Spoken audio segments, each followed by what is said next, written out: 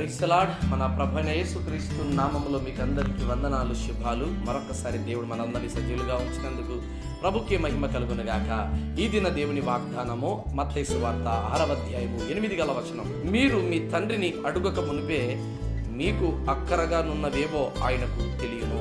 దేవుని బిడ్డలారా, పరలోకమందున్న దేవాది దేవుడు తన వాక్యాన్ని తెలియజేస్తా ఉన్నాడు.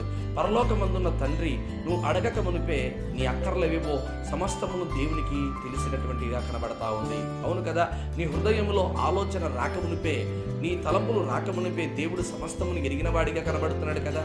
కాబట్టి ఈరోజు నీవు అడుగుతున్న వాటివేవో అవి దేవునికి ఇష్టమైనవా లేవా ఒక్కసారి ఆలోచన చేయి.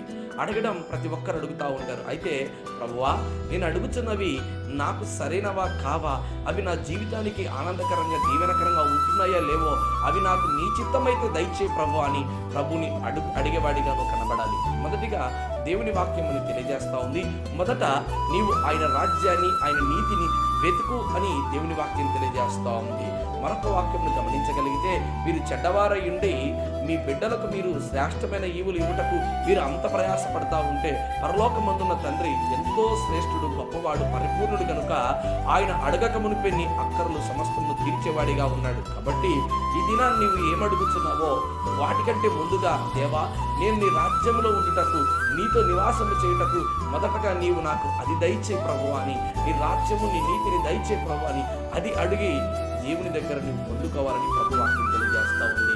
సొలొమోను మహారాజు, దేవుడు ఏమి కావాలనైనా నువ్వు కోరుకో, ఇదిగో డబ్బు కావాలా, ఆరోగ్యము కావాలా, ఆయుష్కాలము కావాలా, పదవి కావాలా, ఏమి కావాలో కోరుకుంటే, దేవా జ్ఞానము, బుద్ధి, వివేచన దయచే ప్రభు అని ప్రభుని అడిగాడు.